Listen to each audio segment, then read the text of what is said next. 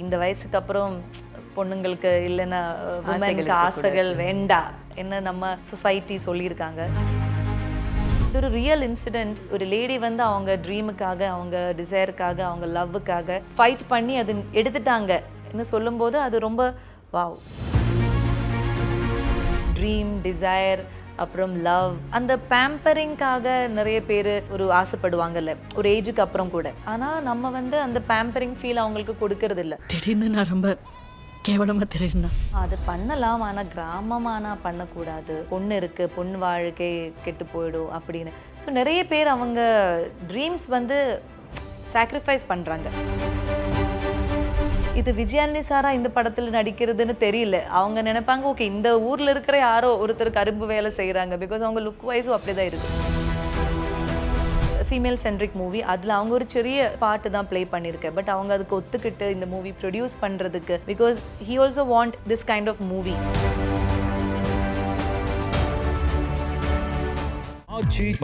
எந்த சமையலும் ருசி தேடும் ரகசியம் 20 ரூபாய். அண்ட் யுவர் நெக்ஸ்ட் மூவி 100 சாமி. அதோட டீசர் பார்க்குறப்பவே வந்துட்டு அதில் டாக்குமெண்ட்ரி மாதிரி நடுவில் வந்து ஒரு ட்ரூ இன்சிடெண்ட்டில் வந்த பீப்புளே வந்து பேசியிருந்தாங்க. அந்த விஷயம் பார்க்குறப்போ இந்த மூவி கண்டிப்பாக ஏதோ ஒரு விதத்தில் ஒரு இம்பேக்ட் பண்ண போகுதுன்னு தெரிஞ்சிருச்சு. And how that opportunity knocked you? Lubber Pandhu Sasi sir பார்த்துருக்காங்க. ஸோ அது பார்த்துட்டு அவங்க வந்து ஒரு 2-3 மந்த்ஸுக்கு அப்புறம் நான் இந்த கருப்பு ஷூட் நடக்கும்போது அவங்க வந்து ஸ்டோரியெல்லாம் சொன்னேன். ஸோ அதான் அந்த ஒரு ட்ரூ இன்சிடெண்ட்னு கேட்டப்போ, அப்புறம் டிரெக்டட் பை சசி சார், அந்த டைட்டில் அந்த மூவி வரும்போது தமிழ் ஆடியன்ஸுக்கு கண்டிப்பாக அது ஒரு பிடிச்ச விஷயமா இருக்கும். அப்புறம் விஜய் ஆண்டனி சார் காம்பினேஷன், இது எல்லாமே எனக்கு ஒரு ப்ளஸ் பாயிண்டாக இருந்தது இந்த மூவியில். அண்ட் ஸ்பெஷலி இந்த ஒரு ட்ரூ இன்சிடெண்ட் பேஸ் பண்ணி ஒரு ஃபீமேல் சென்ட்ரிக்கான ஃபீமேல் பெர்ஸ்பெக்டிவில் ஒரு மூவி. ஸோ அது வந்து என்ன மாதிரி ஒரு நியூகமருக்கு கிடைக்கிறது அது ஒரு பெரிய ப்ளஸ் பாயிண்ட், ஒரு லக். ஸோ அதனால் நான் இந்த கேரக்டர் சூஸ் பண்ணேன். Again it's a village story. ஒரு அம்மா பற்றி, ஒரு மதர்ஹுட் வந்து எப்படி இருக்கும், எப்படி இருக்கக்கூடாது, அப்புறம் ஒரு விமனோட டிசைர், அதுக்கு ஒரு ஏஜ் வச்சுருக்காங்க நிறைய பேர்.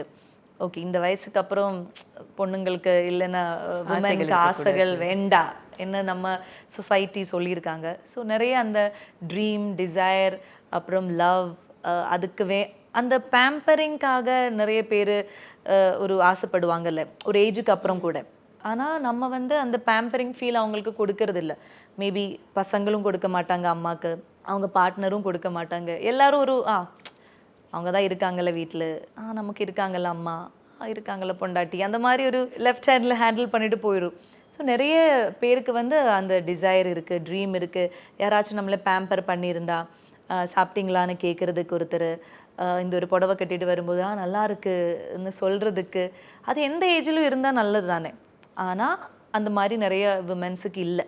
ஸோ அதை பேஸ் பண்ணியான ஒரு ஸ்டோரி. ஸோ கம்ப்ளீட் ஒரு விமன் பெர்ஸ்பெக்டிவில் எவ்வளோ ஸ்ட்ராங்கான இமோஷன்ஸ் ஒரு விமனுக்கு இருக்குது. அது 25 இயர்ஸில் இருக்கும், 30 இருக்கும், 40 இருக்கும், 50 இருக்கும், ஈவன் 60 கூட நிறைய விஷயங்கள் நிறைய பேருக்கு இருக்கும். ஸோ அது அந்த மாதிரி விஷயங்கள் டிஸ்கஸ் பண்ணுற ஒரு மூவி. அண்ட் இது ஒரு ரியல் இன்சிடெண்ட். ஒரு லேடி வந்து அவங்க ட்ரீமுக்காக, அவங்க டிசைருக்காக, அவங்க லவ்வுக்காக ஃபைட் பண்ணி அது எடுத்துட்டாங்க என்ன சொல்லும்போது அது ரொம்ப வாவ் நல்ல விஷயந்தான். அப்படி தான் எல்லோரும் இருக்கணும். அந்த மாதிரி ஒரு கட்ஸ் இருக்கணுமே எல்லாருக்குமே. அதுவும் ஒரு வில்லேஜ், கள்ளக்குறிச்சி அப்படிங்கிற ஒரு வில்லேஜில், நாட் ஈவன் சென்னை, ஹைதராபாத், பெங்களூர், அங்கேனா நமக்கு ஓகே ஓரளவுக்கு கொஞ்சம் எஜுகேட்டடான ஆளுங்க இருக்காங்க, ஸ்மார்ட்டாக இருக்காங்க லேடிஸ்.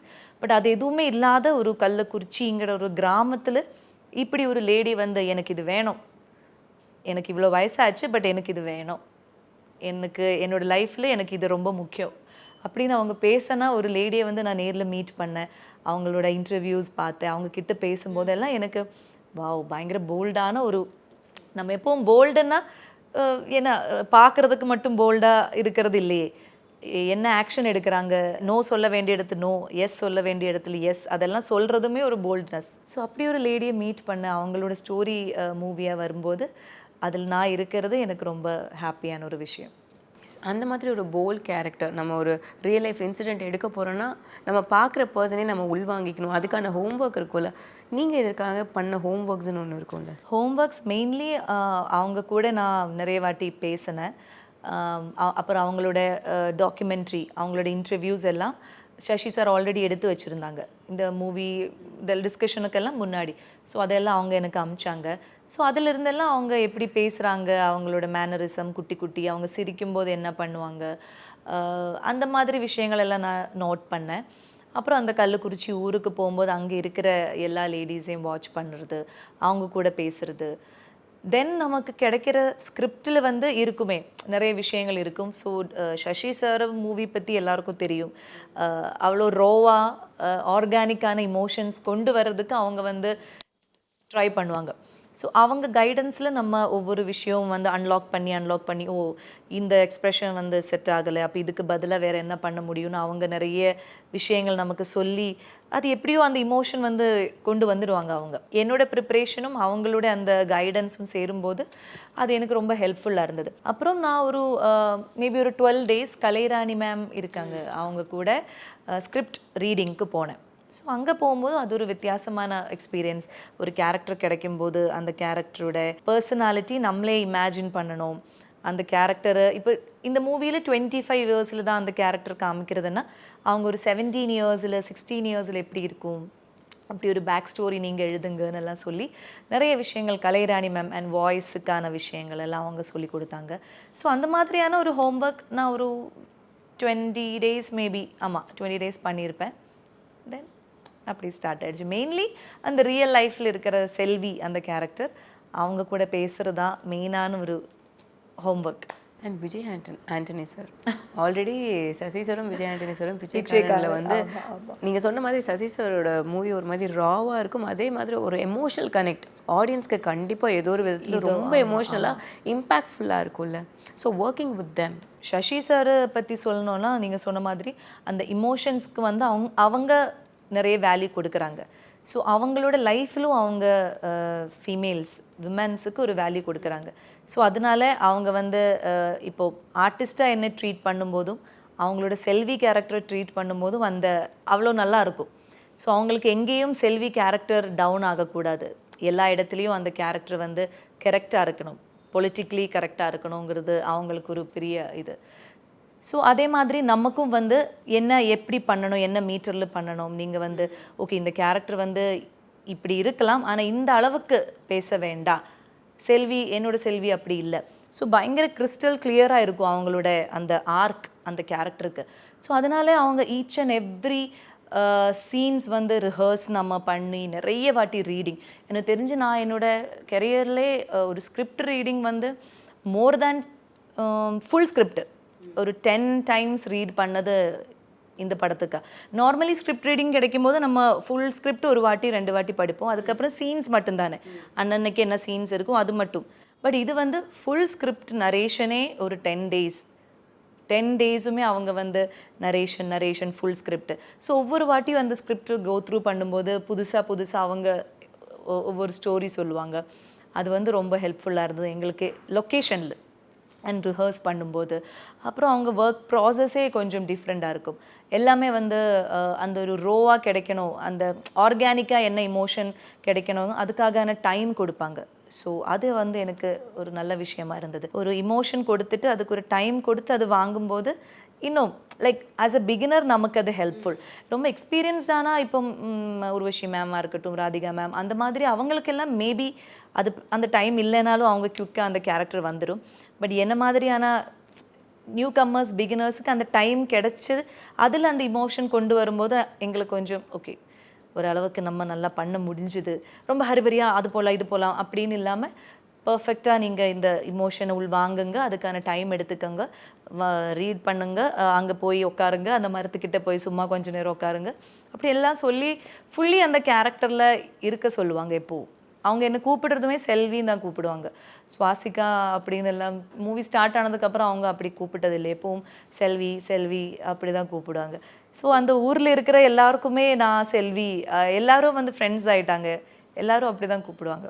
ஸோ தட் உங்களுக்கு வந்து செல்வின் கூப்பிடுறப்போ அந்த கேரக்டர் எவ்வளோ தூரம் ரெஜிஸ்டர் ஆயிருக்குன்னு பார்க்குறதுக்காக. ஆமாம், அது நல்ல விஷயம். அண்ட் விஜயானி சார் ஆஃப்கோர்ஸ் அவங்க வந்து எகெயின் நம்ம சூர்யா சார் பற்றி சொல்கிற மாதிரி விஜயானி சாரும் ஒரு பர்சனாலிட்டி ஆர்டிஸ்ட் அதெல்லாம் வேறு. பட் ஆஸ் ஒரு அவங்களோட பர்சனாலிட்டி பார்க்கும்போது நமக்கு தோணும் ரொம்ப ஹம்பிளாக டவுன் டு அர்த்தான ஒரு பர்சன். அவங்க லைஃப்பில் அவங்க ரொம்ப கண்டென்ட்டாக இருக்கிறாங்க. அவங்களுக்கு இப்போது இந்த சிச்சுவேஷனில் என்ன நடக்குதோ அந்த ப்ரெசண்ட்டாக இருக்காங்க. ரொம்ப டென்ஷன் வாழ்க்கையை பற்றி, ஃப்யூச்சர் பற்றி, என்னோடய மூவி பற்றி, சாங்கை பற்றி அப்படி குழப்பறதில்லை. இப்போ எனக்கு இங்கே ஒரு சேர் இருக்குது, நிக்கிதா இருக்காங்க, காஃபி இருக்குது, அது குடிச்சிட்டு அந்த மொமெண்ட்டை எப்படியே ஹாப்பி ஆக்கலாம், எப்படி ஜாலியாக எல்லாருக்கிட்ட பேசுறது.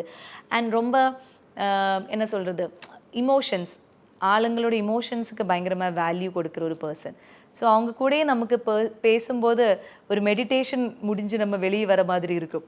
அப்படி பேசுவாங்க. அது எனக்கு தெரிஞ்ச அவங்க இன்டர்வியூஸ் எல்லாம் பார்க்கும்போது நமக்கு தெரியும், பயங்கர மோட்டிவேட்டடாக எல்லாத்துக்குமே பாசிட்டிவாக பார்த்து அப்படி ஒரு பர்சன். அந்த மொமெண்ட்டை லிவ் பண்ணிட்டு அதே மாதிரி ரொம்ப சில்பில்லான ஒரு பர்சன். ஒரு பக்கம் ஹியூமரஸாகவும் இருப்பாங்க, ஒரு பக்கம் வந்துட்டு அதெல்லாம் எனக்கு வேண்டாம்ப்பா அதுதான் என்ன சொன்னாலும் வேண்டாப்பா, நான் இங்கேயே ஓகே, வெயில் சார், வெயிலே நான் சந்தோஷமாக இருக்கேன் அப்படியெல்லாம் சொல்லுவாங்க. இல்லை சார் உங்களுக்கு முடிஞ்ச ஷூட்டு முடியட்டுமே, எல்லாருக்கும் முடியட்டும், அப்போ நான் கிளம்புறேன். இப்போ கள்ளக்குறிச்சியில் ஹோட்டலுக்கு போய் நான் என்ன பண்ண போகிறேன்? சென்னைன்னா ஓகே, எனக்கு ஆஃபீஸ் போய் ஏதாவது வேலை இருக்கும், இந்த ஹோட்டலுக்கு போய் நான் என்ன தான் பண்ணேன், சரி பேக்கப் ஆகட்டும், எல்லாருக்கும் ஒன்றா போகலாம் அப்படின்னு இருப்பாங்க. எஸ், லைக் எல்லோரும் கூட ஜாலியாக அப்படி. ஆமாம், ஈவன் சாப்பிட்றது கூட அவங்க அந்த நாங்கள் கரும்பு வேலை செய்கிற ஆளுங்க. ஸோ அங்கேயே அந்த தோட்டத்திலே நாங்கள் சாப்பிட்றது, பிரேக்ஃபாஸ்ட் எல்லாம் வரும்போது அவங்க அங்கேயே உட்கார்ந்து அந்த கரும்பு தோட்டத்துக்கு நடுவில் எங்கேயாச்சும் ஒரு டவல் விரிச்சுட்டு அங்கேயே உட்கார்ந்து சாப்பிடுவாங்க. அப்புறம் ஸ்கிரிப்ட் ரீடிங் கூட கேரவன் கார் அங்கே இல்லை, அதே கரும்பு தோட்டத்திலே ஸ்கிரிப்ட் எடுத்துகிட்டு வந்துட்டு அங்கேயே அவங்க படிக்குவாங்க, என்னையும் உட்கார வச்சுட்டு படித்து அப்படி தான் இருக்கும். ஸோ நிறைய பேருக்கு அவங்க இது விஜயானி சாரா இந்த படத்தில் நடிக்கிறதுன்னு தெரியல. அவங்க நினைப்பாங்க ஓகே இந்த ஊரில் இருக்கிற யாரோ ஒருத்தர் கரும்பு வேலை செய்கிறாங்க, பிகாஸ் அவங்க லுக் வைஸும் அப்படி தான் இருக்கும்.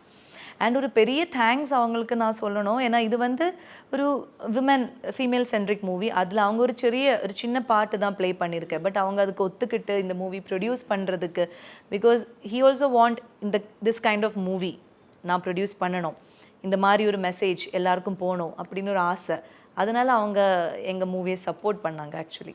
அண்ட் நீங்கள் இந்த மூவி எப்படி உங்களுக்கு ஆப்பர்ச்சுனிட்டின்னு வந்துச்சுன்னு கேட்குறப்பவே நீங்கள் லப்பர் பந்து சொன்னீங்க, it was your break through movie. ஏன்னா எல்லா இடங்கள்லையுமே நீங்கள் வந்துட்டு இன்னுமே அந்த கேரக்டர் எல்லார் மனசுலையுமே இருக்குல்ல. And when you work in these movies something அது நம்மளோட கேரக்டரை ரிஃப்ளெக்ட் பண்ணுற மாதிரி இருக்கும்ல. Which role did really reflect your character? இப்போ அப்படி என்னோட ரியல் கேரக்டர் ரிஃப்ளெக்ட் பண்ண மாதிரியான கேரக்டர் எதுவும் நான் பண்ணலை.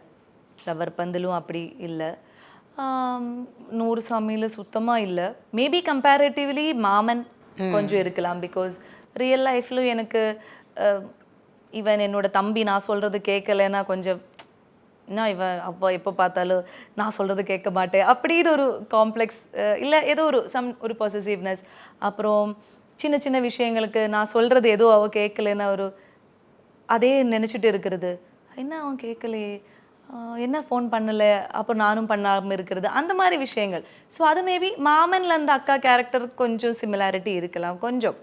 ஆனால் லப்பர் பந்தில் எல்லாம் அப்படி இல்லை, டோட்டலாக டிஃப்ரெண்டான ஒரு கேரக்டர்.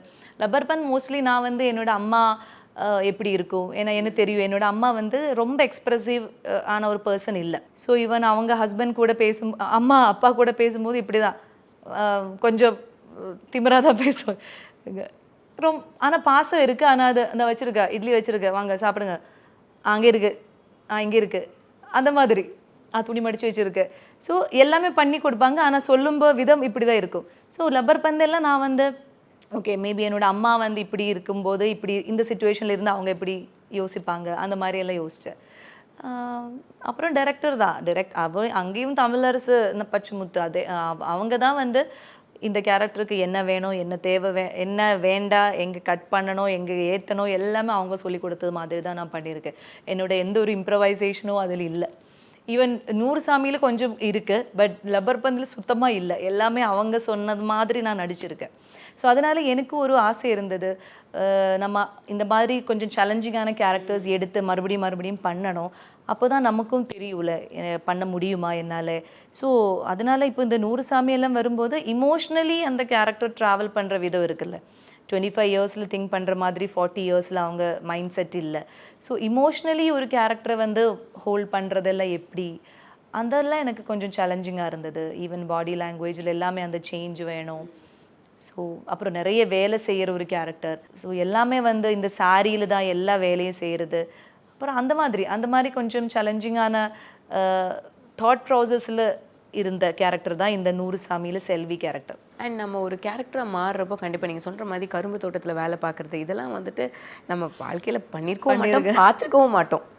ஆனால் அந்த கேரக்டர் நம்ம போய் அதுவாக பண்ணுறப்போ will know the difficulties of people, how do they live, அந்த மாதிரி விஷயங்கள் வில் சம்ஹவ் நம்மளை வந்து ஒரு விதத்தில் இம்பேக்ட் பண்ணும். இல்லைன்னா ஏதோ ஒரு விதத்தில் வந்துட்டு சம்திங் எமோஷனலாக நம்ம மூவ் பண்ணுவோம்ல. ஸோ இந்த ஒரு கேரக்டர் பண்ணுறப்போ நம்மளோட டேக் அவேன்னு ஒன்று இருக்கும். What was it for you? எனக்கு டேக் அவேனா, எனக்கு அந்த ஊரில் இருக்கிற எல்லா லேடிஸ்கிட்டையும் பேசும்போது எல்லாருக்கும் வந்து இந்த மாதிரி சொசைட்டி பயந்து வாழற ஒரு லேடிஸ் மாதிரி தான் நாம் மீட் பண்ண அத்தனை பேரும். எல்லாருக்கிட்டையும் நம்ம கேட்கும்போது அது பண்ணலாம், ஆனால் கிராமமானால் பண்ணக்கூடாது, அது வந்து எனக்கு பொண்ணு இருக்குது, பொண்ணு வாழ்க்கை கெட்டு போயிடும் அப்படின்னு. ஸோ நிறைய பேர் அவங்க ட்ரீம்ஸ் வந்து சாக்ரிஃபைஸ் பண்ணுறாங்க.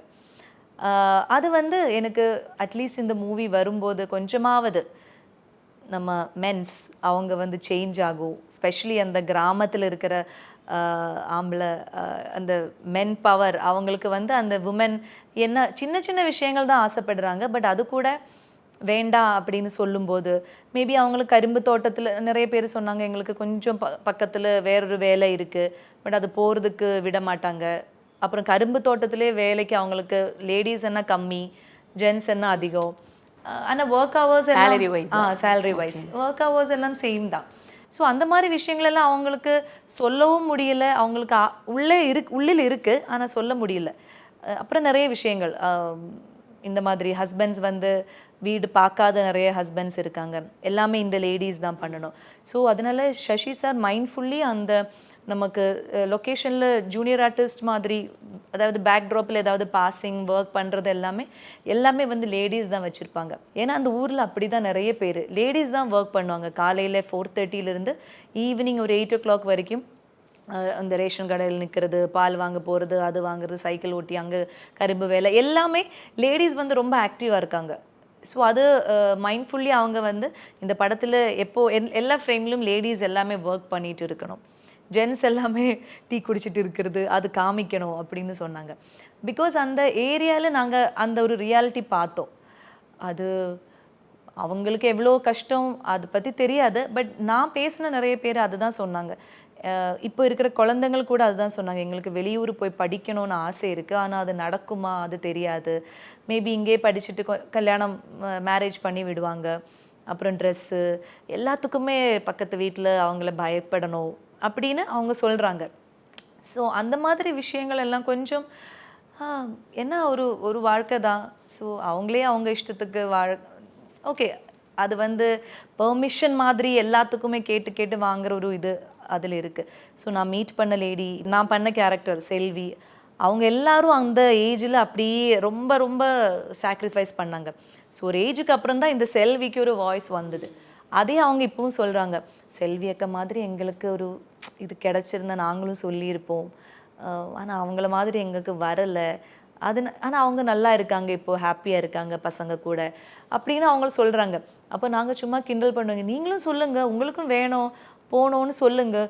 ஐயோ வேண்டாம், அது அப்புறம் பிரச்சனை ஆகிடும் கிராமத்தில் அதெல்லாம். ஸோ எல்லாத்துக்குமே லாஸ்ட்டு கிராமத்தில் இதெல்லாம் பண்ண மாட்டாங்க அப்படின்னு சொல்கிறாங்க. ஸோ அது எதுக்கு இந்த கிராமம் சிட்டி அந்த மாதிரி ஒரு இது பண்ணுறாங்க.